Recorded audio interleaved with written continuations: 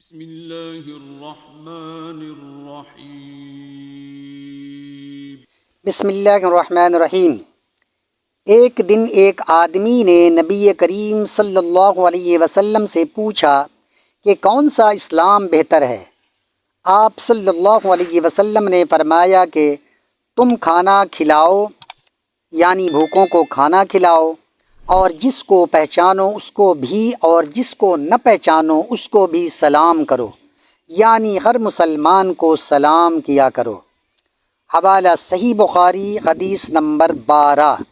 اس حدیث پاک سے واضح ہے کہ بھوکوں کو کھانا کھلانا کتنی بڑی نیکی ہے اور صدقہ جاریہ ہے، اور اسی طرح ہر مسلمان کو سلام کرنا چاہیے، نہ یہ کہ شکل پہچان کر کے اگر جانا پہچانا ہے تو سلام کریں ورنہ نہیں۔ آج کل تو لوگ جانے پہچانے کو بھی سلام کرنے سے گریزاں رہتے ہیں، حتیٰ کہ شاگرد اپنے استاد کو سلام کر کے سمجھتا ہے کہ ہم نے کوئی بہت بڑا احسان کر دیا ہے۔ سلام کرنے کا رواج ہمارے معاشرے سے اٹھتا جا رہا ہے۔ اللہ تعالی ہم سب کو اس حدیث کی روشنی میں سوجھ بوجھ عطا کرے اور ہر کس و ناکس کو سلام کرنے اور غربا و مساکین کو اپنی بساط کے مطابق کھانا کھلانے کی توفیق رفیق عطا فرمائے۔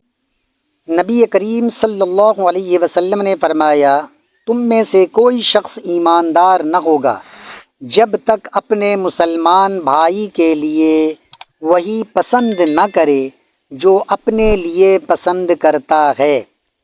حوالہ صحیح بخاری حدیث نمبر 13۔ اس حدیث پاک سے ہمیں یہ سبق ملتا ہے کہ انسان اپنے لیے جو کچھ پسند کرتا ہے وہی دوسروں کے لیے پسند کرے۔ جب انسان اپنے لیے یہ پسند نہیں کرتا کہ اسے کوئی گالی دے تو اسے چاہیے کہ دوسروں کو بھی خود گالی نہ دے۔ اسی طرح وہ نہیں چاہتا کہ اسے کوئی دھوکہ دے تو اسے چاہیے کہ دوسروں کو دھوکہ نہ دے۔ اسی لیے وہ چاہتا ہے کہ اگر میرے ساتھ کوئی مسئلہ ہو، کوئی پریشانی ہو، کوئی دکھ اور تکلیف ہو تو لوگ ہم سے ہمدردی کریں، تو اسے بھی چاہیے کہ اپنے مسلمان بھائیوں سے ہمدردی کیا کرے۔ اس کا مفہوم یہی ہے کہ جو اپنے لیے پسند کرے وہی دوسروں کے لیے بھی پسند کرے۔ کوئی مسلمان نہیں چاہتا کہ ہم دوسروں کو ہمیں کوئی دھوکہ دے، تو اسے بھی چاہیے کہ وہ دوسروں کے ساتھ دھوکہ دہی نہ کرے۔ وما علینا الا البلاغ۔